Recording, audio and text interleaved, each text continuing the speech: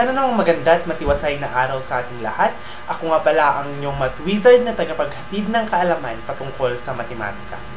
Today, ang ihahatid kong kaalaman ay patungkol sa mathematical investigation. Mathematical investigation requires pupils to collect data and analyze data and use it as an evidence to help them solve a problem. Meaning to say, mathematical investigation involves students engaging deeply with a problem by gathering and examining relevant data. This process starts with identifying a problem or questions that requires a solution. Students may collect data which might involve conducting experiment, survey, or researching existing information. After that, students analyze it to uncover patterns, trends, or relationships. This analysis serves as an evidence that helps them to understand the problem better and ultimately find a solution.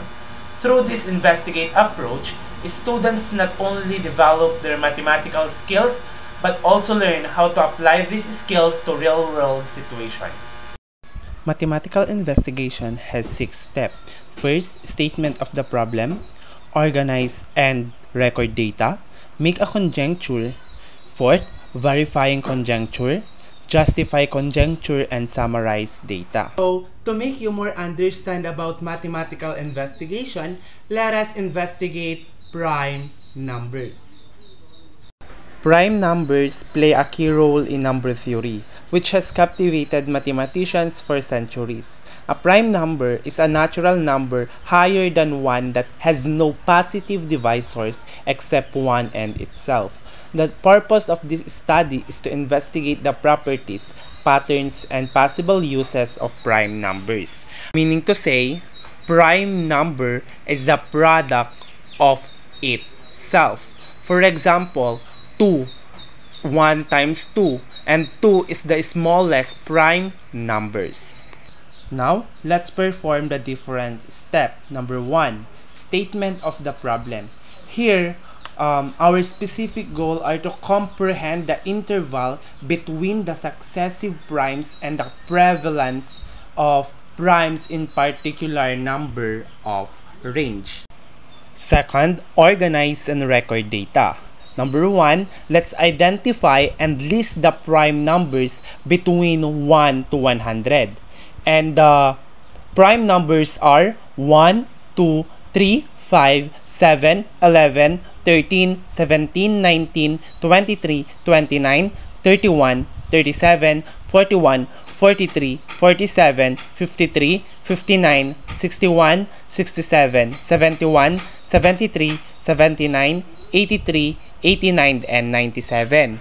After that, let's record the gaps between consecutive primes. But before that, as you can see in the right side, there are prime numbers wherein the numbers who had yellow is the prime numbers.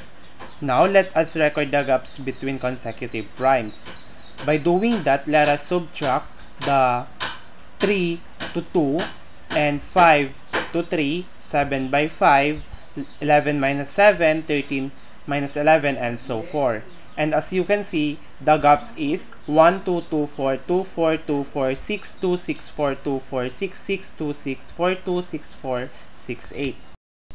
Based on the record data, one might conjecture that as the numbers get larger, the gaps between consecutive prime numbers tend to increase. Additionally, smaller gaps such as 2, 4, and 6 appear frequently among the smaller primes, while larger gaps like 10, 12, and 14 become more common as the numbers increase. Now let us verify the conjecture. Examine additional set of prime numbers to see if the patterns hold. Next one, calculate gaps between consecutive primes beyond the primes to check if larger gaps become more frequent. These are the set of another prime numbers and the gaps of those prime numbers. Now let us justify the conjecture by theoretical justification and empirical conjecture or empirical justification. Empirical evidence, the observed data aligns with the theoretical expectations. The gap tends to increase as we consider larger and larger primes, confirming our conjecture. Number 2, theoretical justification. According to the prime number theorem, the average gap between consecutive prime numbers near a larger n is approximate logarithm n. This suggests that the gaps increase logarithmically as numbers get larger. Last step is summarize. In this investigation, we examine the distribution of prime numbers and observe the gaps between consecutive primes. We collected data on the 100 number of or set of primes and found that the smaller gaps 2, 4, 6 are more common among smaller primes, while larger gaps 10, 12, 14 appear more frequently as the prime get larger. Our conjecture that gap between consecutive prime increase with the magnitude of the primes was verified both empirically and theoretically. This investigation highlights the intriguing patterns in the distribution of prime numbers and support the understanding that prime gaps tend to grow on average as we move to larger numbers.